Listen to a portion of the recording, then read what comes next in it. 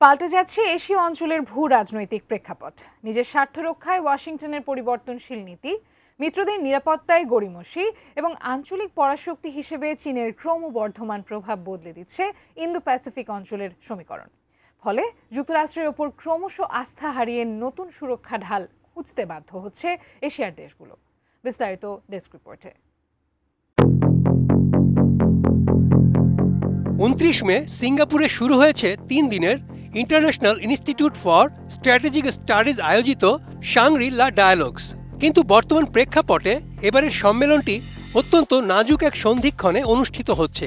কারণ মধ্যপ্রাচ্যে একের পর এক সংঘাত, পরাশক্তিগুলোর মধ্যকার ক্রমবর্ধমান উত্তেজনা এবং মার্কিন নেতৃত্বাধীন নিরাপত্তা ব্যবস্থার দীর্ঘমেয়াদী কার্যকারিতা নিয়ে তৈরি হওয়া গভীর সংশয়। ফলে ইন্দো প্যাসিফিক অঞ্চলের দেশগুলো তাদের প্রতিরক্ষা কৌশল নতুন করে সাজাতে বাধ্য হচ্ছে। বিশ্লেষকদের মতে এবারের সংলাপের মূল দুশ্চিন্তার বিষয় হল ওয়াশিংটন কি আদৌ একসঙ্গে ইউরোপ, মধ্যপ্রাচ্য এবং এশিয়ার নিরাপত্তা নিশ্চিত করতে পারবে। সম্প্রতি মধ্যপ্রাচ্যে ঘটে যাওয়া ইরান যুক্তরাষ্ট্র সংঘাতের অমীমাংসিত ফলাফল এই সন্দেহকে আরও বাড়িয়ে দিয়েছে। ফলে আমেরিকার দীর্ঘদিনের মিত্র ও নিরপেক্ষ রাষ্ট্র উভয় পক্ষই মার্কিন নিরাপত্তা গ্যারান্টির নির্ভরযোগ্যতা নিয়ে প্রশ্ন তুলতে শুরু করেছে। নীল মজাদার গোলমার্ক বক্স, কুড়মুড়ে বাইটে ফুরফুরে লাইফ। নিরাপত্তা বিশ্লেষকরা মনে করছেন বর্তমান বৈশ্বিক কাঠামো মার্কিন মিত্রদের যে ধরনের নিরেট আশ্বাসের প্রয়োজন ছিল তা দিতে ব্যর্থ হচ্ছে।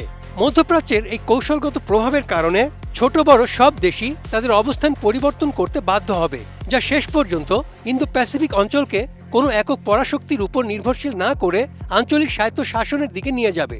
পাশাপাশি দক্ষিণ পূর্ব এশিয়ার কূটনীতিকদের মধ্যে বড় উদ্বেগের কারণ হল ওয়াশিংটন মুখে ইন্দো প্যাসিফিক অঞ্চলকে তাদের প্রথম অগ্রাধিকার বললেও কাজে তার প্রতিফলন দেখা যাচ্ছে না।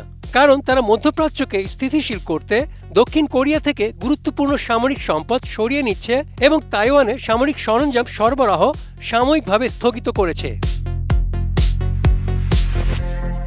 এই দোদুল্যমান পরিস্থিতির কারণে আঞ্চলিক অস্ত্র কেনার ক্ষেত্রে এক নীরব বিপ্লব গতি পাচ্ছে। মার্কিন যুদ্ধাস্ত্রের জন্য অপেক্ষা না করে দক্ষিণ পূর্ব এশিয়ার দেশগুলো দ্রুত তাদের অস্ত্রাগার বহুমুখী করছে, যার বড় উদাহরণ হল ফিলিপাইনে ইন্দো রুশ সুপারসনিক ক্রুজ মিসাইল মোতায়েন এবং ইন্দোনেশিয়া, ভিয়েতনাম ও দক্ষিণ কোরিয়ার প্রতিরক্ষা চুক্তি বাস্তবায়ন। যুক্তরাষ্ট্রের তৈরি করা এ ভূ রাজনৈতিক শূন্যস্থান পূরণে জাপানের আগ্রাসী মনোভাব এখন বেইজিংয়ের জন্য নতুন চিন্তার কারণ হয়ে দাঁড়িয়েছে।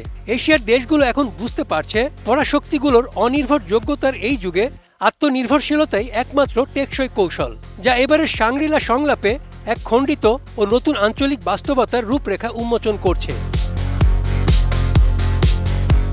Desk report, ATN news.